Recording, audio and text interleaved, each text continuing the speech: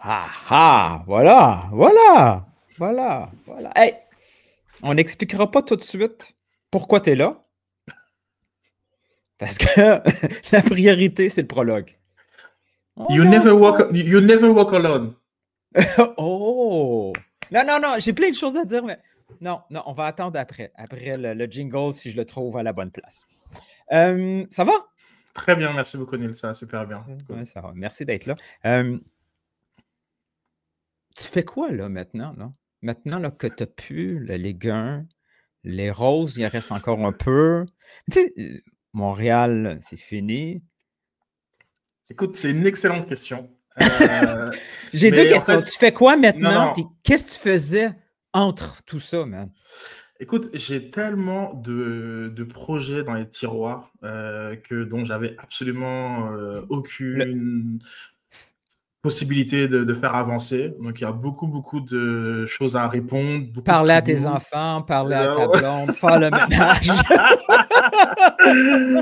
C'est comme... Mais non, ça, c'est très fort heureusement, j'ai une priorité très, très élevée pour la famille. Donc, ça, c'est pas un souci. Mais en même temps, il y a tellement de choses que j'avais envie de mettre en place et que c'est quasiment impossible en saison parce que, comme tu le dis, les gens le savent, je commande sur 3 différents paliers de compétition et puis ça fait que ça s'enchaîne assez rapidement.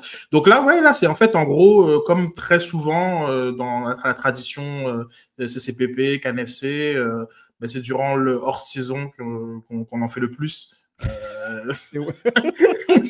Normal, hein? Tu vois tout le monde qui dit la dernière, la dernière. Dernière de quoi? Pareil, mais non, non, c'est là que le fun commence. Donc, ouais, donc, je suis vraiment dans ça, effectivement. C'est drôle. En dehors des projets, vu que le prologue, on parle souvent de Netflix, musique, culture québécoise inconnue de soft. Toi, à part le sport, là, trouves-tu du temps pour voir C'est une drôle que série ou un truc? que tu me dis ça parce que je t'aurais confessé que j'ai pas encore, et c'est vraiment un encore, vu le documentaire sur les Ah, expos. Et ah. je vais le C'est dans voir. ta to-do? Ah oui, absolument. Sauf la vue.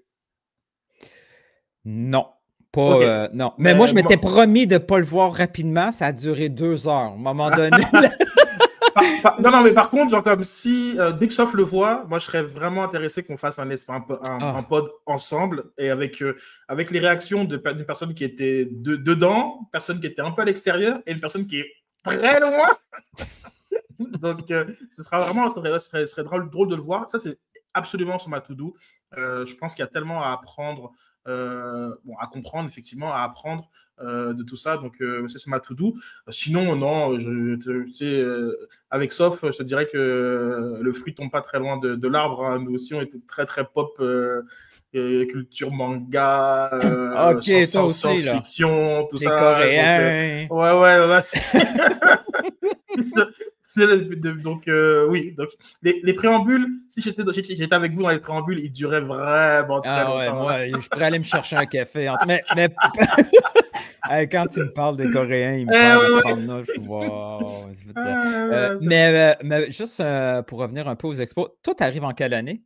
T'arrives-tu par rapport aux expos, tu arrives après la vente de feu? C'est la fin des expos, tu sais? Ouais, c'est la fin des expos. Genre, OK. parmi ceux qui ont participé au problème, dans le sens que. Bon, bon, ça me tombe pas. L'an prochain, Oh, il n'y a pas d'an prochain. Shit. bon, la prochaine fois, hein, Ah, ils sont non. rendus où? Ah, si on rit, mais c'est pas Non, drôle, non, mais man. c'est C'est pas. terrible. C'est terrible. Là. Mais je te jure, hey, j'allais dire soft. Je vais te dire soft 12 fois, c'est ça. Tu vas tellement comprendre de traumatisme. Là. Il y a tellement de stock. Il y a des choses que j'avais oubliées. Quand j'ai vu ça, je fais oh, oui, ah oui. Puis là, tu entends les intervenants, tu entends Pratt et Philo qui sont très, très présents dans le documentaire. Puis là, you connect the dots, man. Tu fais ah, ben oui. Ben oui, tu vas comprendre plein de choses. Pourquoi? Souvent, tu sais, quand on a des conversations privées, tu fais Mais pourquoi on dit ça? Ouais. Mm. It's because en Ouais. 1995. C'est une des grandes raisons pour lesquelles j'ai envie de l'écouter, mais aussi pour peut-être un peu plus pointer certains comportements qui encourageraient qu'une situation comme ça se reproduise. Oh Et oui. parfois, genre, comme j'ai le sentiment que je suis pas très bien armé pour cela, et là, ça me ferait un peu plus justement outillé pour dire hey, hop, hop, hop, hop, hop. Souviens-toi souviens-toi des amours. Ouais. Tu peux Alors, faire même il y a des personnages qui reviennent. Je te le jure, là. J'ai hâte qu'on en parle. Moi, il y a des personnages que j'ai revus là, des dernières années. Ah, lui, c'était tel. Ah, lui, lui. Tu sais, ouais, ouais, ouais. Il y a des. On peut comprendre le traumatisme. On peut comprendre le traumatisme. c'est ça. Fait que oui, très hâte, très hâte. C'est vraiment mon top documentaire sportif qui de plus en plus prend de la place. Tu sais, on a vu comment sur les Netflix, l'Amazon de ce monde, le documentaire sportif prend de la place. Puis c'est le fou parce que genre, comme je vais faire un lien avec un autre sport, on a vu tu sais, les séries sur la F1. J'ai appris là, qu'il y a même pas 5-7 ans, genre la F1 se dealait à zéro. D'accord. Donc, comme c'était zéro pour diffuser les courses. 5 millions une année et demie après, 15, 30, hein, puis là on est rendu à plus de 150 et quelques millions. Ça fait rêver. C'est fou, là. C'est fou comme l'impact culturel de ces documentaires ont pu.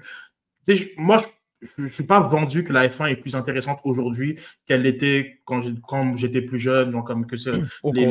les Senna, les Prost, genre comme même après l'ère Schumacher et tout, genre comme je suis vraiment pas vendu qu'elle est plus intéressante, mais tu sens qu'elle a pris une énorme importance et je crois que la manière de raconter le sport change tout finalement sur la perception réelle du produit. Donc il y a un enjeu de ça. D'ailleurs, je t'en parlerai, donc, comme bon, ça fait un long préambule, je m'en excuse. Non, on est juste à 7 minutes. Il n'y a rien là. Non, mais en fait, genre parce que j'en ai pas parlé vraiment, j'ai pas eu vraiment l'occasion d'en parler, mais j'ai rencontré, bon, pas tout seul, mais j'ai rencontré James Johnson. Qui est-il, James Johnson, nos auditeurs? C'est qui lui? C'est le nouveau CEO de la Canadian Premier League, donc en fait de Canadian Soccer Business. Il était présent à Laval ou il était présent à Laval, effectivement. Il était présent lors donc, du développement du Supra. Et il s'avère que ça fait 100 jours qu'il est en poste et il a rencontré des médias présents lors de Canada-Australie. Donc, il s'en est passé des choses lors de Canada-Australie. C'est le fun parce que tu sens quand c'est pas du bonbon du terrain, clairement. Non, oui et non, parce que je pense que par exemple, genre, comme les infos sur le manque de bière, pour moi, est extrêmement important et significatif de l'engouement. Genre comme c'était celui qui m'a informé par rapport à la boutique, à quel point elle était à guichet fermé et tout ça. Genre comme moi, j'ai pu le remonter dans d'autres plateformes et c'est le fun de savoir ça. Donc non, en fait, c'est différents points de vue. Mais oui, moi, j'étais quand même à 10-15 mètres d'Infantino et de Carnet. T'avais beaucoup d'argent proche de toi. Mais vraiment beaucoup d'argent. Mais pour revenir à Johnson, il parlait justement de finalement cette absence de narratif, un peu d'identité autour de la CPL. Finalement, après quelques saisons, on ne sait toujours pas vraiment qu'est-ce que c'est. Quel rôle elle joue et il y avait, comme petit scoop, un rebrand à venir de la CPL pour mieux se repositionner dans le marché. On a un petit constat un peu d'échec sur le positionnement de la compétition et il y a plusieurs annonces qui vont être faites au sujet de la compétition. Et c'est très intéressant parce que je pense que ça fait en lien avec ce qu'on dit. Puis il y a beaucoup d'industries sportives. La lutte en est une avec son virage Netflix, le contrôle créatif différent exprimé par Triple H. Donc, c'est important comment tu racontes. ton Oui, sport. parce que le branding, c'est pas juste un nouveau logo. C'est tout ce qui vient avec, là. C'est juste le début. Puis les gens focusent beaucoup sur oh non, le logo est laid, tout ça. Ben, pas habituellement, mais presque toujours un branding vient en plusieurs étapes. Ça peut échouer dès la première étape, on en a vu. Ça peut vraiment planter direct. Puis tout le travail d'un an que tu avais préparé, tu mets ça à la poubelle. Mais oui, tu sais, exact. Là, raconter une histoire vient avec, c'est ça, avec un changement de ton, un changement de visuel, etc. Et puis, ça ne marche pas toujours. Il y a des échecs en cours de route, là, comme tu disais, tu sais, la WWE, elle est dans un petit creux parce ils essayent des trucs qui marchent plus ou moins, ils ont des vieux réflexes. Tu sais, c'est pas, il y a des montagnes russes, là. C'est pas parce que ça marche dans les premiers mois, première année, que tout d'un coup, pouf, on est parti pour la gloire. Il y a tout le temps des petites courbes là, qui peuvent arriver. Ouais, non, enfin, hey, il faudrait tu sais quoi, peut-être après Coupe du Monde, là, tu sais, qu'on fasse un petit podcast plus sportif et qu'on parle de tous ces tendances, ces trucs ici, qu'on voit passer, qui sont tout de même assez intéressants. Là, je vois une nouvelle compétition au tennis où t'as un Oui, les million. Kings, là, les King Shows, là. Ouais, mais écoute, je lance ça un peu dans les airs, là, mais après la Coupe du Monde et même avant, comme faisons quelque chose comme ça, un peu plus large que le foot, surtout ce qui nous allume dans le sport, mais je trouve que ça peut être vraiment passionnant. Bon, avant de partir le jingle, je vais te poser une question. Je t'écoute. Prends 2 secondes avant de répondre, OK? Mm-hmm. À quoi tu as plus hâte en 2026, Supra ou CF Montréal?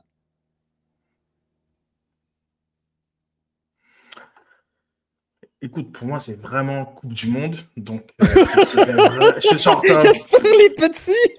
Genre. Coupe du Monde, Coupe du Monde, Coupe Non, mais vraiment, no offense. OK. C'est. Tu sais qu'elle vient pas, là. Hein? Puis les deux sont disponibles par métro. Arrête. Ah ouais. Non, j'ai réfléchi. Non, j'ai réfléchi. Parce que avec les roses, je m'en suis rendu compte qu'il faut aussi aller au-delà au-delà de la hype. Un nouveau projet, c'est le fun. Donc, comme les filles peuvent rêver d'être professionnelles.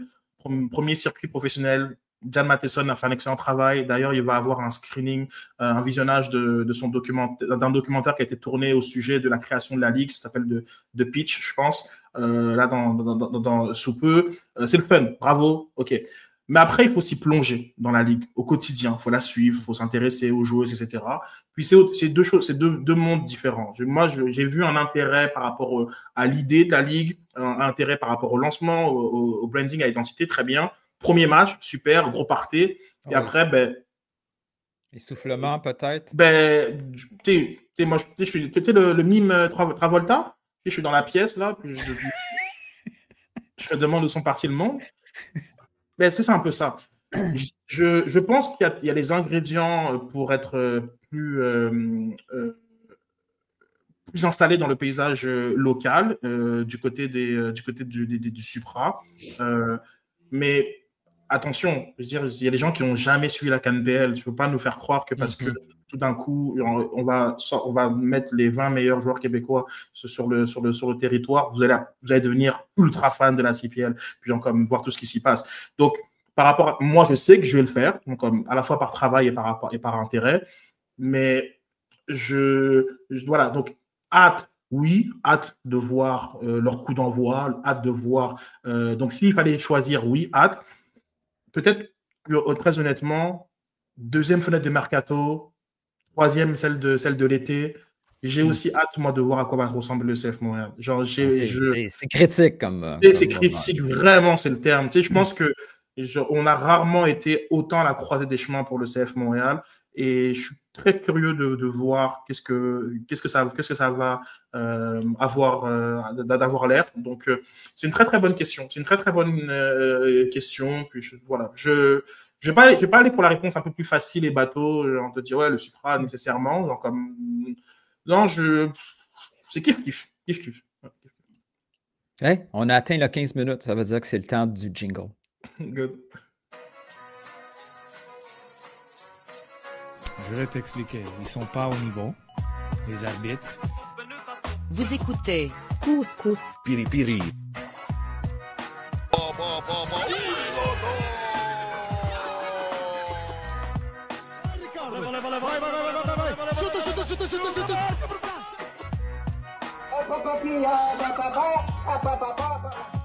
Je pense que si je ne me trompe pas, le Real Madrid ne font pas des séries ou le Movo mondial. God never sleeps, man. Eh oui, c'est le Couscous Péripérie featuring Cinéfo. On pense qu'on est rendu à 148 épisodes. C'est probablement pas vrai. Il y en a beaucoup plus que ça qui sont perdus quelque part. Un peu plus que ça, oui. It doesn't matter. Oui, featuring Cinéfo parce que Sofiane Benzaza, celui qui trouve très, très, très, très compliqué d'aller voir le CF Montréal la fin de semaine au Métro-Vio, va trouver que c'était une bonne idée en pleine semaine partir avec ses deux frères voir le Celtic en match Europa contre je me souviens plus. Allez voir ses stories, on dirait, là ils se font compétition, lui puis Alec Avendano, là, les deux se font des compétitions de story un après l'autre. Puis c'est de la jalousie pure de ma part, mais c'est pas grave, j'en profite, j'ai demandé à Sid, yo, ça tente-tu de venir? Et Sid a avoué que ben, il avait tout fermé, hein? Il a failli chercher son ordi, il a cherché son micro. Il dit, mais comment ça on fait un show, là? C'était terminé. Les cartons.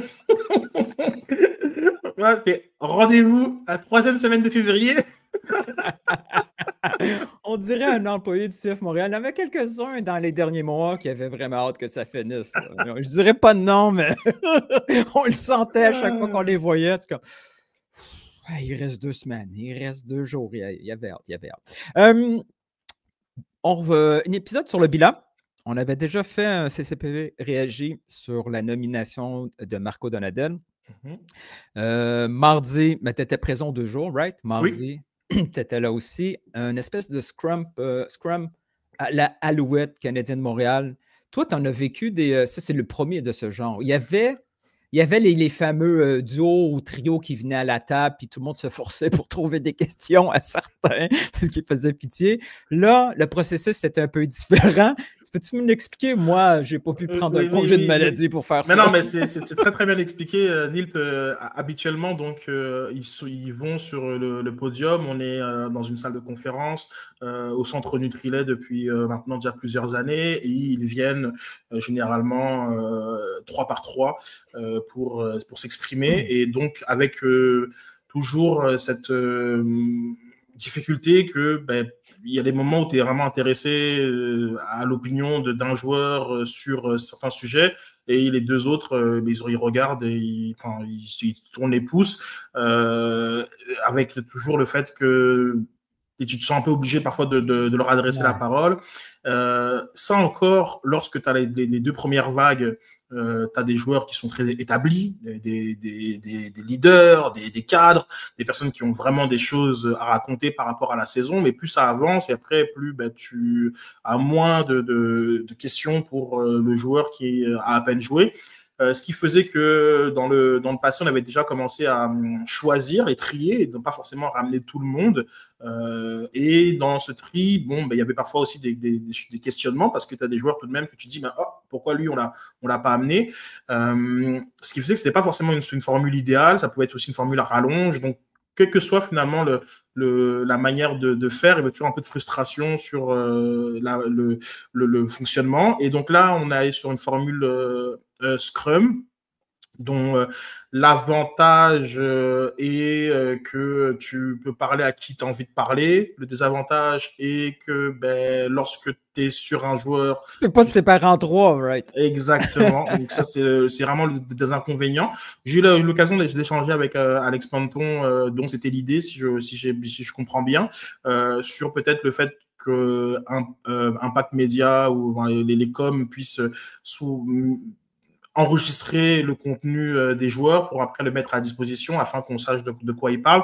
Parce que typiquement, ce qui peut se passer, c'est que il y a des joueurs qui arrivent et tu n'as pas le temps d'aller les voir. Eux, ils sont là pour une petite fenêtre et après, ils repartent. Donc, le meilleur exemple, c'est un Victor Luthuri. Donc, finalement, sous-côté jusqu'à la fin, où il arrive dans le vestiaire, il est assis et quasiment personne lui parle. Et il repart. Il part avec un trophée le lendemain. Voilà, le lendemain, il a un trophée. Puis je trouve que c'était tellement exemplaire. Je pense que Elias Grigoriadis lui a un peu parlé, mais il y en a comme ça qui sont passés. Un autre, Sébastien Breza, on ne pensait même pas qu'il était là pour ça, tellement dans le vestiaire, il s'est mis dans un coin pour parler avec d'autres personnes, mais finalement, c'est très rapidement retiré de tout ça. Donc, ça pouvait avoir l'air un peu chaotique à certains moments, mais ça avait le mérite tout de même d'avoir sorti tous les joueurs, de leur parler dans leur environnement qui leur est familier. Je pense qu'ils sont au vestiaire à leur place, grosso modo, parce qu'en fait, naturellement, ils venaient à leur place. Je crois que ça a permis d'avoir des bonnes discussions tout de même. Mais oui, c'est ce sentiment un peu parfois de perdre du contenu parce que tu n'es pas là. Et quand toi, tu viens, tu poses une question qu'il a peut-être déjà répondu. Donc, c'est là où c'est un peu la difficulté. Mais franchement, je trouve que voilà, ça reste un peu dans les efforts qui ont été faits depuis la nomination d'Assun Camara et d'Alex Panton, de vouloir un peu changer les façons de faire. De l'adapter aussi un peu au contexte montréalais, parce que veut pas, ces gens-là travaillent dans d'autres équipes, ils font juste comparer. Donc, voilà, donc là, c'est ça, comme tu l'as dit, c'est la manière de faire du Canadien et les Alouettes. Puis on s'est adapté à ça. Et puis c'est pas plus mal. Hein. Je trouve que moi, j'ai pu faire un texte assez rapidement parce que je voulais garder une trace un peu du bilan. J'ai eu des bonnes discussions avec des joueurs. Sur d'autres sujets aussi, donc malheureusement que j'ai pas forcément pu amener un peu plus loin, amener plus loin. En discuter, par exemple, comme là je peux t'en parler, je parlais avec Dante Silly, on parle beaucoup de, à la fois l'impact qu'a eu Marco Donadel, mais on oublie un petit truc, c'est qu'il y a eu un petit peu un avant-après Gold Cup. On en a fait beaucoup sur Escobar parce qu'il était nommé joueur de la compétition, meilleur jeune joueur de la compétition. Mais Dante Silly, son passage au Trinidad lui a fait vraiment du bien. Et on en a discuté. Et puis, lui, tes yeux grands écarquillés. Ouais, vraiment. Je veux dire, foot international, autre contexte. On sous-estime la mentalité. On sous-estime beaucoup l'état de mentalité. Un joueur qui tombe dans une déprime, peu importe la raison, fait juste... Ça démontre encore plus l'exploit de Prince Ousou. Parce qu'il a débloqué au pire des moments mentaux. Là. Je veux dire, la façon qu'il a été traité au stade après ce fameux geste-là, moi, je pensais qu'il était cuit. Donc, mais à l'inverse, quand tu vas utiliser le fait que tu t'en vas en sélection nationale, puis que là, tu as quelque chose de différent comme vibe. Tu voyais des joueurs qui étaient heureux avec la sélection canadienne, puis on se disait, on a trop de focus sur notre sélection, c'est normal. Mais oui, Dante Silly, on n'a juste pas suivi ses performances, oui, là, via les médias sociaux, parce que le club a fait un bon travail. Il poussait un peu plus les performances de ses joueurs, mais lui, pendant ce temps-là, il s'est dit, OK, hey, je suis capable de marquer. Let's go, je vais l'essayer encore. Il essayait déjà, là, mais. Oui, mais vraiment dans le boost de confiance et aussi peut-être parfois de voir d'autres habitudes, d'autres vétérans aussi, parce que ça reste que le CF Montréal est un groupe très jeune il était peut-être il y avait moins d'exemples à suivre parce que c'est des joueurs qui sont tous un peu du même statut que toi. Ça lui a fait beaucoup de bien. Je pense quand il a dit Sinchuk de faire la Coupe du Monde au Chili, pareil, c'est quelque chose de la Coupe du Monde U20. Ça lui fait du bien, comme d'un coup il s'est retrouvé avec ses compatriotes dans un contexte dans lequel il a pu s'exprimer, il a marqué 2 buts dans la compétition. D'ailleurs, l'Ukraine ne pensait pas qu'ils allaient passer le premier tour, donc il était déjà dans la liste de U23, il y a un Euro U23, sauf que là, lui, il a passé le tour, là c'est comme, oh, merde, tu peux plus venir. mais c'est un manque de confiance en son équipe. On va jouer 2 games. Ça me fait penser à une sélection qui a oublié de commander les maillots pour une Coupe du Monde. On a les dossards, on va prendre les dossards. On est qualifiés. Il reste... Quelle couleur qui reste? C'est bon, on prend celle-là, c'est bon. Bref, Et donc, tout ça, ça fait partie puis ça a été intéressant parce que je pense qu'on a eu un Jonathan Sirois qui était très encore vraiment, vraiment, tu sentais. Transparent. Oh oui, transparent par rapport à la situation. Et il avait des choses à dire. De l'autre côté, pareil, Gillier Gillier, là, je te le dis, il y a des moments, je regardais, je me dis, mais est-ce qu'il a fait 8 saisons au CF Montréal? J'ai raté. Incroyable. J'ai la prestance. À sa première ou deuxième conférence de presse d'après-match, il sait-tu quelque chose qu'on ne sait pas, man? Il est ici pour 10 ans. De quoi? Qu'est-ce qui se passe? C'était fascinant. Non, il avait l'air fascinant. Encore plus impliqué émotivement par la saison. Puis pourtant, il venait d'arriver il y a 2 semaines. C'était... Et par contraste, de façon très logique, Longstaff, il y a plein de questions sur lesquelles il te répond. Moi, j'étais pas là. Mais lui, il a l'air de rigolo. Il a l'air à vouloir plus rire à chaque question. Oui, un peu une nonchalance. Comme... mais lui te fait clairement comprendre tout ce qui s'est passé avant que j'arrive. Voilà. Donc, non, c'est drôle, pareil, dans le contraste des comportements. Mais non, c'est intéressant. Petite anecdote. Donc, j'étais un petit peu arrivé avec une espèce de... J'avais ma grille. J'ai demandé à tous les joueurs si tu devais résumer la saison en un mot. Ça me permettait justement de pouvoir mettre un peu le doigt sur ce qu'ils ont ressenti et comment finalement eux voient cette saison-là. Et c'était intéressant. Donc, il y en a qui ont beaucoup réfléchi. Il y en a qui a vraiment, vraiment beaucoup réfléchi. Et c'est dommage que ce ne soit pas un moment qui a été filmé. La question... C'est compliqué d'effacer des mots qui te viennent en tête. Pas celle-là, pas celle-là.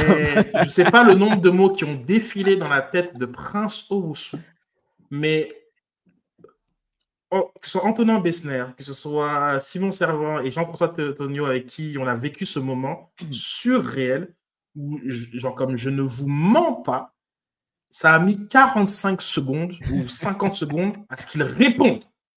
Et Prince Owusu, ultra, comme droit, comme stoïque, comme il dégage l'aura, il a une prestance. Il a une prestance. Il est resté comme ça. Autour, là, il y avait dans un vestiaire où tu as une trentaine de personnes, je te dis qu'autour, on n'entendait pas une mouche voler. Il y avait vraiment une espèce de bulle dans laquelle il s'était installé. On n'osait pas bouger. On était là, on le regardait. J'ai dans mon angle mort Alex Panton qui vient pour comme dire aux analystes d'aller vers d'autres joueurs, etc. Il arrive, lui-même, il gèle. Il est peur. Qu'est-ce qui se passe? Non, mais c'est parce que lui n'avait même pas le contexte du fait qu'il réfléchissait à la question. Puis lui, des moments de malaise est habitué. Il vient d'une station où il y a eu souvent des... Hey! Hey! Dis rien, OK? Fait que ça, c'est-tu comme la foi, lui? C'est-tu comme... Et finalement... Ouais. Process. Oh! Et on fait tous... On a tous la réaction de tout le monde a fait... On n'était pas dans les moments où Victor Wanyama est arrivé là, avec... lui, il y avait plus qu'un mot en tête. Là. Non, c'était assez intéressant de voir, d'échanger. On a senti, par exemple, un Herbers très affecté par la saison et par les résultats. Après, quand tu parles à du Boglo et des Graham Roach, content d'être là, content d'avoir eu leurs minutes, etc. Oui, on est à l'antipode complet au niveau des... Sam Piet qui partait un podcast médical, parce que j'en ai parlé pendant 5 minutes. Lui, il va le régler le problème des docteurs spécialistes. Il a son parlé. Gilet, son coat. Incroyable. Best timing ever. Genre, la veste était incroyable. Genre, mais quel timing. Le lendemain de la qualification des Blue Jays. Non, incroyable. Excuse-moi. Mais sur le fait que Piet, il parle tellement, Sam, qu'à un moment donné, J'ai envie de lui C'est dire, quelqu'un qui est venu de dire, OK, c'est assez, Sam. Là. OK, je sais, c'est important, c'est significatif, et pour le coup, j'en ai très content que ça aille dans la bonne direction. Est-ce qu'on peut parler de la saison et un peu moins de... De ton oreille. Il expliquait tellement bien, tu sais, comme c'était fou à quel point. Et tu vois, je pense que ça fait aussi écho un peu justement à sa propre intelligence et son cul foot. Parce que la manière dont il était capable de te réciter genre, comme les choses et autres, tu te dis, OK, donc comme toi, t'es une éponge. Et c'est incroyable, là, parce que genre, je pense même que le médecin, il t'écouterait et il dit comme, oh, wow, je suis super cool. Je peux t'enregistrer. Ah, mais c'était bien. Sinon, le lendemain, bilan. Moi, je ne l'ai pas écouté live, je l'ai écouté en différé. Mais j'avais déjà vu quelques commentaires un peu. Là, des fois, quand on voit ce que les gens pensent, soit de match ou de conférence, il y a tout le temps ce biais-là. Donc, c'est peut-être moins approprié, là, mon ressenti, parce que des fois, je trouve que c'est un peu exagéré. Puis quand tu arrives avec un état d'esprit, il est peut-être exagéré, puis là, tu vois l'événement, tu dis, c'est pas si pire que ça. Les gens avaient l'air un peu déçus. Par la conférence de presse, c'est sûr que si on compare à Losada qui arrive avec son cahier rempli de notes après que tous les joueurs soient passés, on avait au niveau de drama, on avait la saison 1, puis là, on est rendu. On n'est pas dans ça, on n'est pas dans Kyoto qui boude, on n'est pas dans Piatti qui sauve par la porte en arrière. Ouais, exact, on n'était pas là. Mais avais-tu l'impression qu'on n'était pas vraiment dans un post-mortem parce que le post-mortem a déjà été fait par la direction? Puis alors, on était comme rendu à une autre étape. Oui, je suis tout à fait d'accord avec toi. Je crois qu'il faut prendre la conférence de mercredi dernier, prendre celle de juillet pour l'alerte, tu les mets ensemble, et ça, c'est ton bilan de saison. Je vois vraiment ce que tu veux dire, parce qu'on a fait un mea culpa, une introspection, et on a décidé d'aller de l'avant avec cette fameuse reconstruction.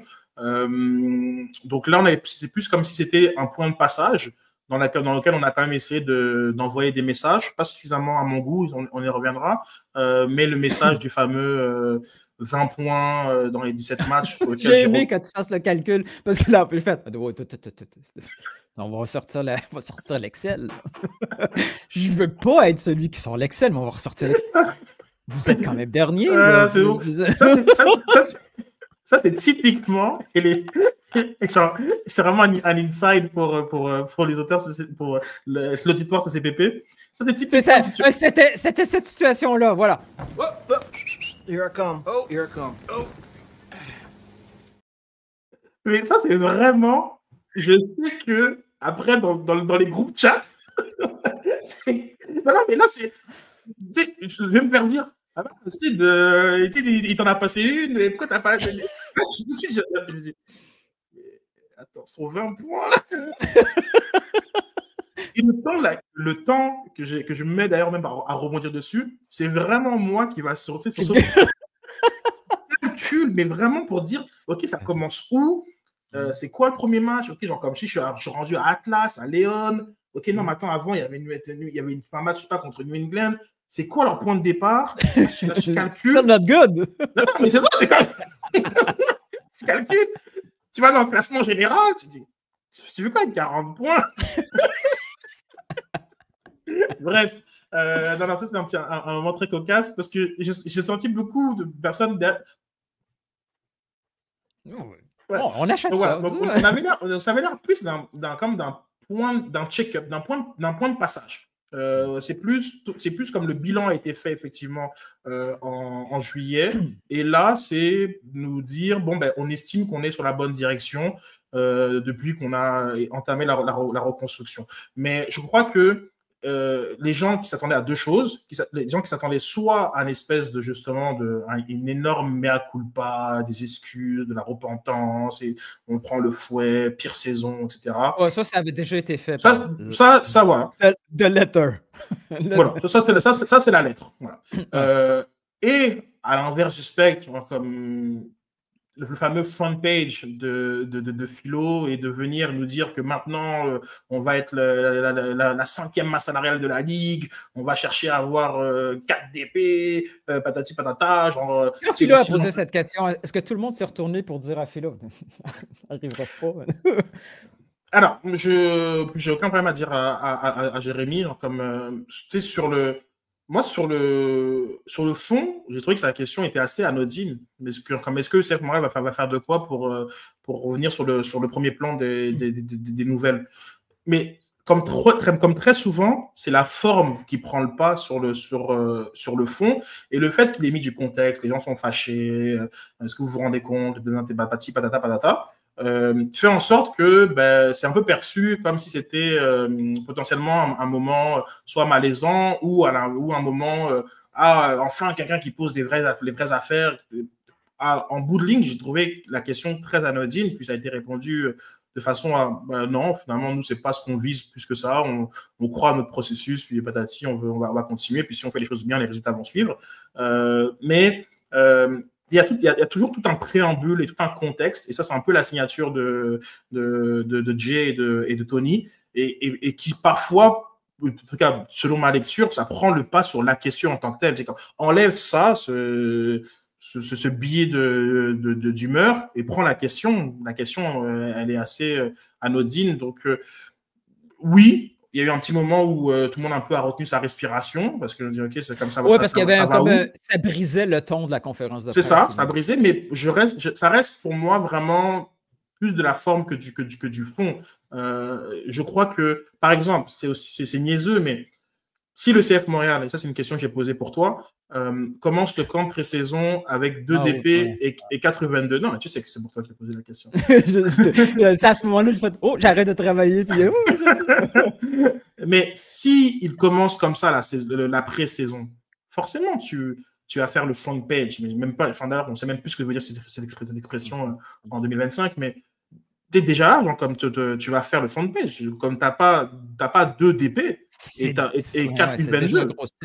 C'est tout simplement. Donc, je pense que moi, je trouve que c'est très sain qu'il y ait différentes façons de les challenger, d'aller chercher de l'information, de comprendre, etc. Mais il y a des moments, c'est comme, capotons pas non plus parce que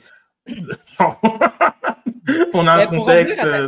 Pour revenir à la question du 2DP 4U22, c'est normal et encourageant de savoir, OK, ils sont identifiés, ils ont leur board avec choix A, B, C partout, ça va, c'est juste normal, mais on est rendu à une étape où une méfiance collective envers le club que la normalité n'est même pas atteinte. Fait que déjà, moi, ça me rassure pour dire, OK, on travaille de façon professionnelle, normale, OK, ils sont identifiés parce qu'ils sont soutenus par Bologne, etc., etc. Ça, c'est normal que ça soit comme ça, mais on avait quand même besoin un petit peu d'être validé. C'est comme, OK. Ce que j'ai trouvé quand même un peu bizarre, et l'argumentaire du 4 mois, c'est court. Je suis comme, oui, peut-être. Ce n'est pas un domaine d'expertise. Je n'ai jamais négocié avec des joueurs pour dire 4 mois, c'est court ou pas court. Mais ce n'est pas vrai que ça fait 4 mois.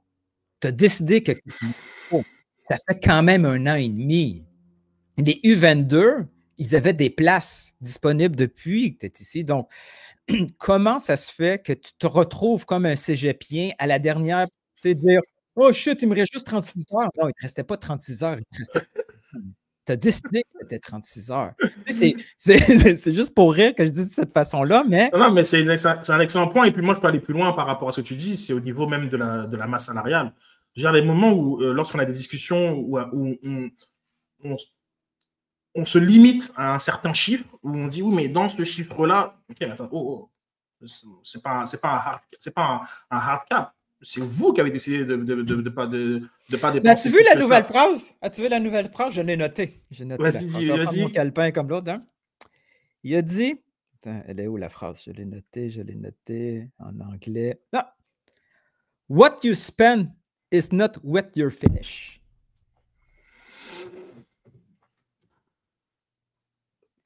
À ça, je répondrais, ce que tu ne dépenses pas, c'est souvent où tu finis. Oui, ouais, voilà, merci. J'aime beaucoup ce corollaire-là parce que oui, tu auras toujours des contre-exemples, même spectaculaires, hein, parce que généralement c'est ça où tu te dis, ils ont dépensé tant, etc. Globalement, je pense qu'il y a très peu, c'est comme si tu vas dans vraiment une vraie représentation mathématique, hein. Il y a quand même une corrélation assez grande entre dépenser il n'y a aucune assurance que l'argent te fait gagner, mais tu as une grosse assurance que tu ne te rendras pas à la fin. Donc c'est ça. Donc cet aspect-là, je trouve ça un petit peu. Mais en fait, ça vient à l'idée que c'est votre choix. Et c'est pour ça que j'ai aussi posé une question sur le fait de est-ce que vous pensez réellement qu'en étant une des plus petites masses salariales et une équipe des plus jeunes, vous pouvez gagner? Oui, d'accord, très bien. Donc maintenant, maintenant en fait, on peut même. Donc, il ne faut plus utiliser cette excuse. Exactement. Voilà. Tout simplement, c'est là où on est jeune, oui, mais vous avez décidé que c'est OK d'être jeune. Il n'y a aucune règle qui impose que vous devez être jeune, et il n'y a aucune règle qui impose que. Et après, j'ai eu la discussion avec Olivier Brett à ce sujet des ressources et autres.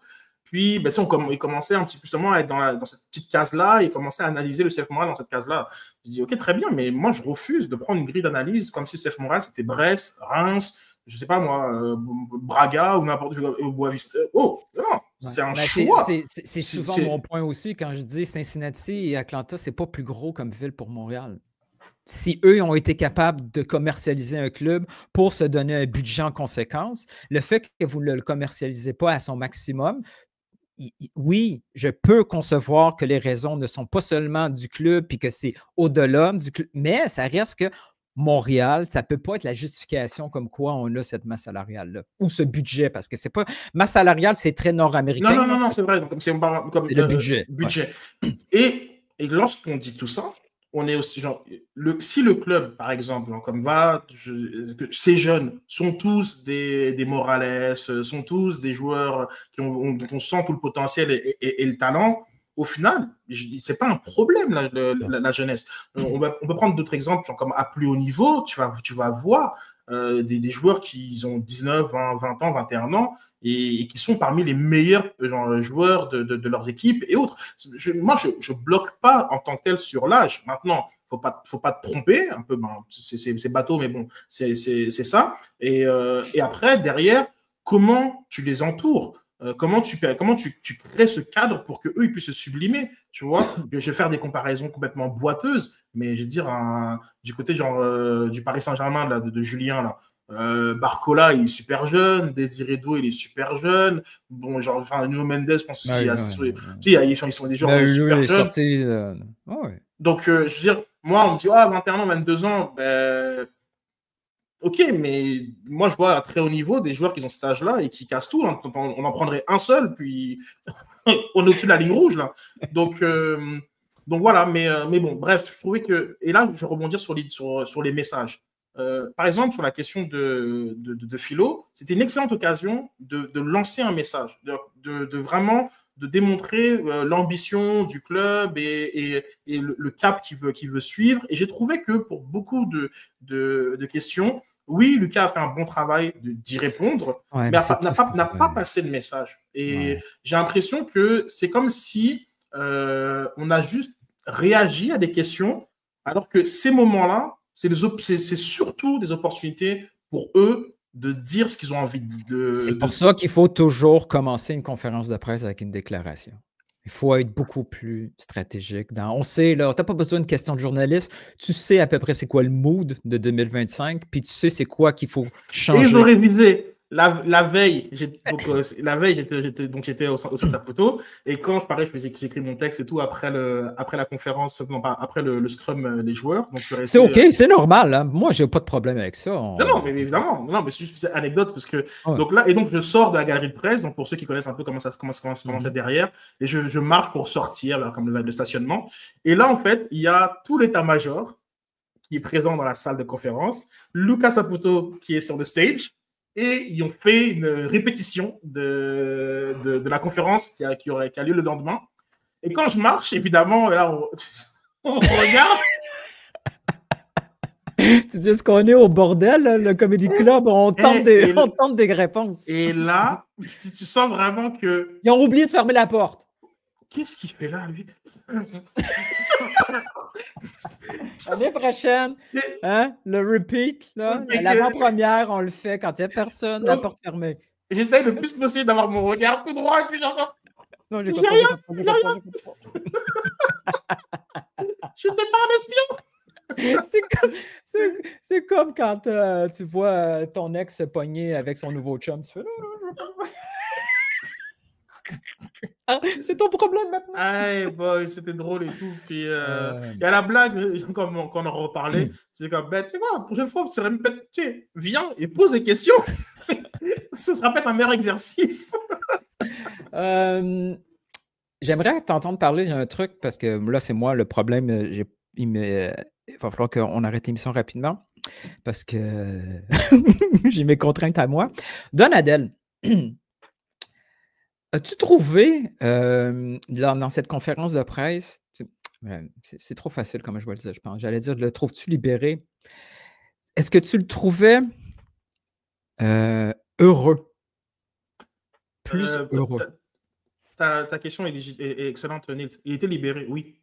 Comme on s'est parlé en off, et puis de toute façon, comme on peut en discuter encore. C'est différent. Il a beaucoup. Bon, déjà, il savait.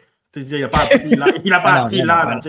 Non, c'est correct, là. Non, mais c'est le jeu. Ouais. Puis ceux qui sont attentifs au post-game et aux conférences avant-match ont vu à un moment donné. Il ne parlait pas juste de la prochaine game. Exactement. Il y a eu un petit point de bascule quand il y a eu l'officialisation à l'interne qui serait reconduit. Donc on voyait la différence dans la tonalité déjà. Mais moi, je lui ai demandé, j'ai dit, tu sais, Marco, comme tu as toujours fait un gros effort de nous dire que ça ne changeait rien du tout d'être intérimaire, etc. Bref, et que tu fais ton travail comme tu le ferais si tu étais entraîneur-chef officiellement. Mais bon, là c'est bon. Là, on a enlevé l'étiquette, tu l'es.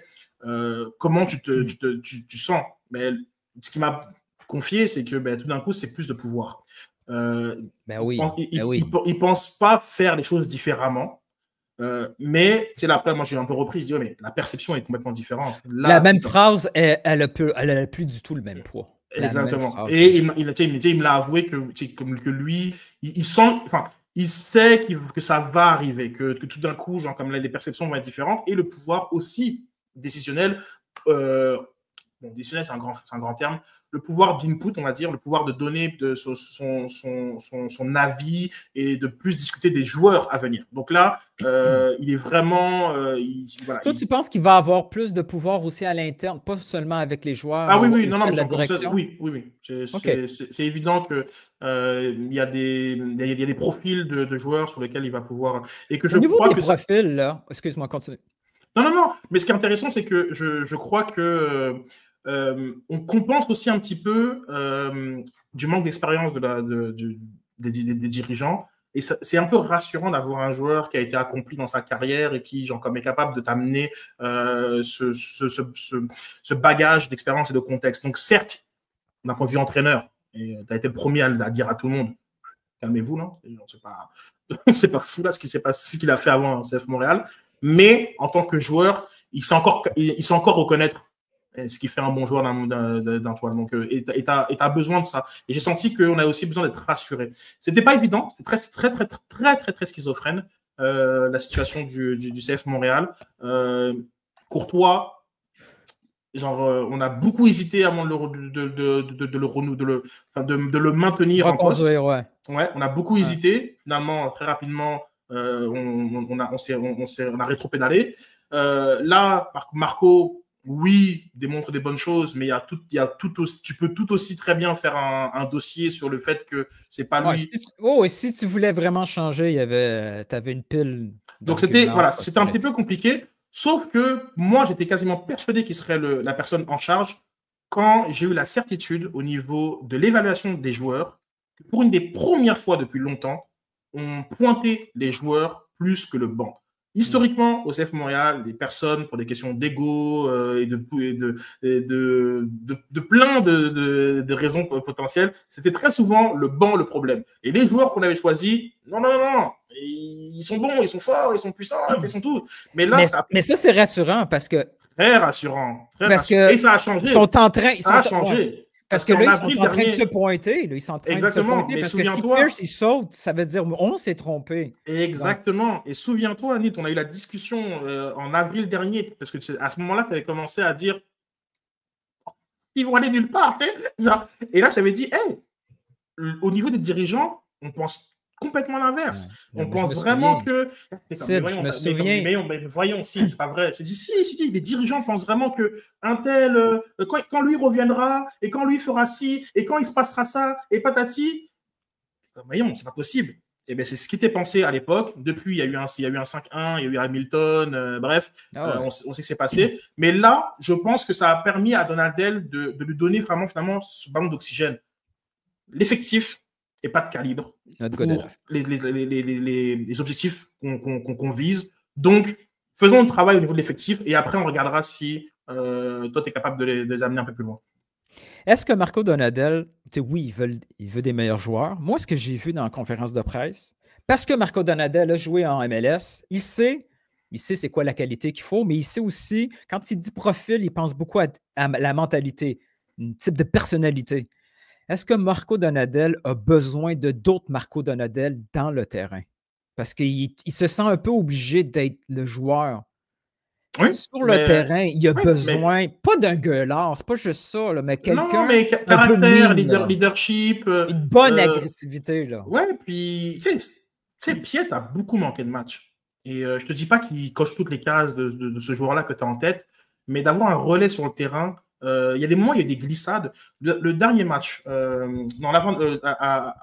domicile, le 1 partout. Hein. Enfin, tout le monde le voit en deuxième mi-temps que Montréal touche pas un ballon et que c'est. Pardon? Ouais, qu'il lâche. Mais tu le vois, mais c'est évident quasiment dès la 46e minute. Et que le but, je pense, de Sturridge, là, tu sais qu'il va arriver. Mais tout le monde sait qu'il va arriver. Pourquoi il arrive, en fait? C'est ça aussi, ce joueur-là dont tu parles, ces joueurs-là de venir et de faire parfois la fausse crampe d'Assun Camara pour briser le rythme du jeu. C'était le best pour faire ça. La crampe du 85e. Là. Le gros tac là, de Laurent Simon là, pour venir un peu choquer tout le monde, etc.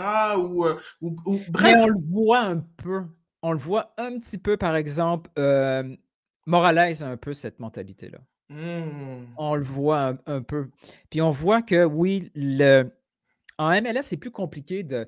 Tu le sais, là, faire du recrutement en Europe, c'est un peu plus facile parce que tu peux quasiment parler aux joueurs avant. Tu peux faire un profil. En MLS, tu peux pas... Même pas des bilans de santé, tu peux pas, là. Il n'y a pas grand-chose que tu peux faire. Donc, c'est un peu plus compliqué. Je ne sais pas comment ils vont s'y prendre pour aller chercher cette mentalité un peu plus agressive, mais on sent nécessairement que c'est un objectif. Un autre truc qu'un jour, quelqu'un, il faut qu'il me l'explique. Cette phrase-là, elle revient depuis 1 an. Je ne comprends pas ce que ça cache. On cherche des joueurs avec la volonté de revenir ici. Qui n'a pas voulu venir ici? Qu'est-ce que ça veut dire, cette phrase? Non, je la comprends pas non plus. Parce qu'elle revient souvent, à chaque... Elle est venue, enfin, ça, c'est Wilfried. Cette phrase-là, elle est née à ce moment-ci, ce côté de vouloir être ici. Je la comprends, mais pour un autre podcast. non, si je commence, là, c'est bon, on va jamais finir. Et puis... mais non, c'est cool, voilà. Donc, oui, Oh, on sent un moment Prince Oussou, là. Il y a des affaires qui se passent dans ta tête. Non. Pour terminer, est-ce que Marco Donadel, finalement, après un an, maintenant que c'est confirmé, on l'a vu dans le bilan, il fait quand même un bilan après une saison record au niveau de résultats négatifs. Il y a tout ce qu'il faut pour que Marco Donadel soit le plus désagréable possible envers. C'est pas le fun, là. Est-ce que Marco Donadel, c'est le meilleur coach en relation public-média qu'on a depuis la MLS? Oui. Parce que Parce Il a réussi à que passer ses messages, il a le ton qu'il faut, tu sais. Est-ce que c'est vraiment le meilleur qu'on a eu? oui, oui, parce que je pense qu'il y avait qui fait un énorme travail finalement, comme parfois comme dans les coulisses, behind the scene. D'ailleurs, je salue Max, où il prend le temps de Il aime ça venir parler. vous jaser, hein? Ouais, oui, oui, puis, Ouais, en fait, oui. Est-ce que c'était toi qui visais quand il avait dit toi et tes questions? on, On le sait pas encore. non, Vous non. étiez 2-3 dans le Ouais, coin qui on est pointaient. plusieurs dans le chapeau, là. On est plusieurs dans le chapeau, mais ils ne voient pas ça négativement. Comme on a eu beaucoup d'interactions, puis je le sais que souvent, je vais mettre le doigt sur des choses qu'il ne peut pas révéler en tant que tel. Donc, c'est là où parfois ça le faisait sourire parce qu'il était là. Ouais.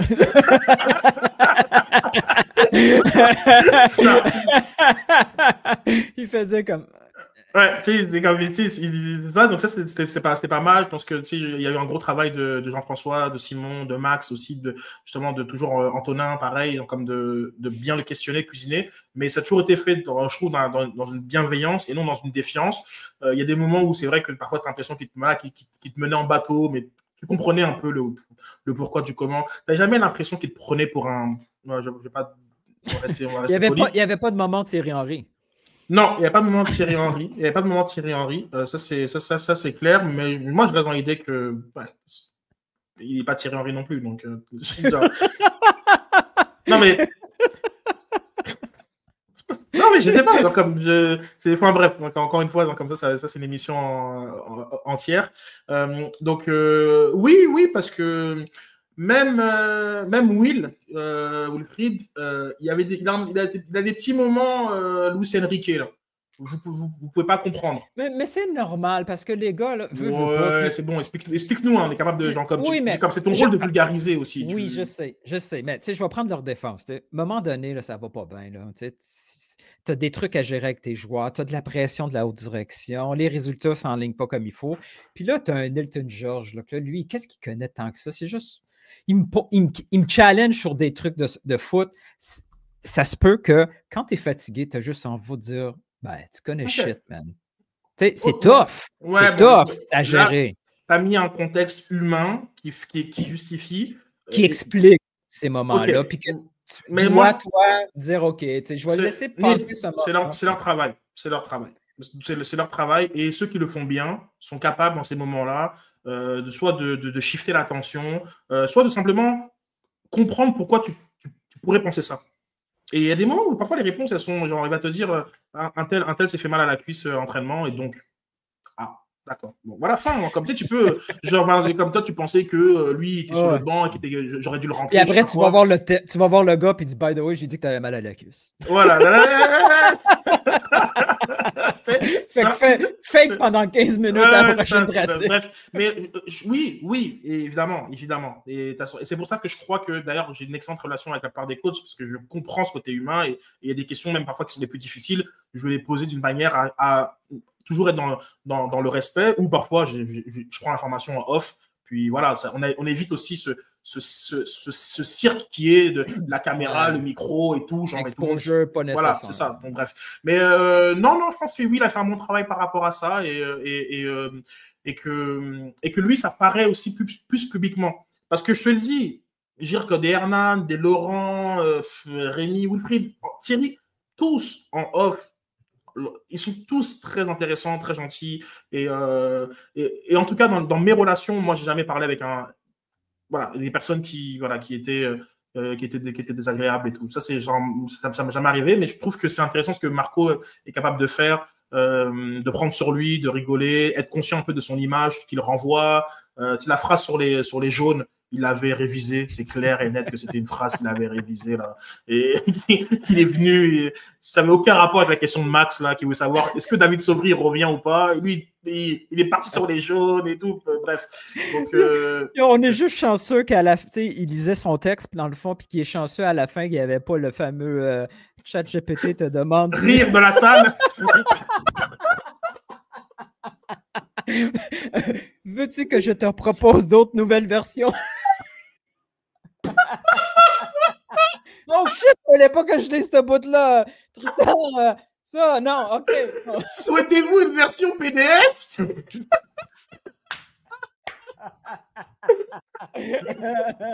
Oh, ceux qui savent. Hey, un gros merci. Ça fait plaisir, Nils. Tu peux tout débrancher jusqu'au prochain voyage de Sofiane. Ouais. Peut-être qu'il ne reviendra pas, peut-être qu'il va être pris quelque part avec ses frères. Donc, je te souhaite un mini congé parce qu'il reste encore les roses, right?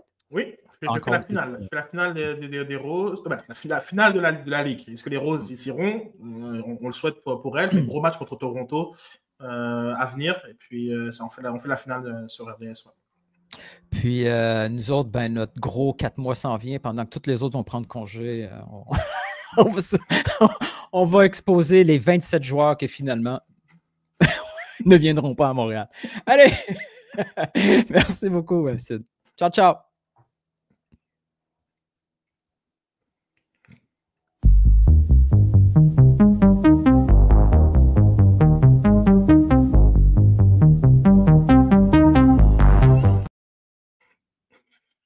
Bien sûr, je me suis trompé de piton.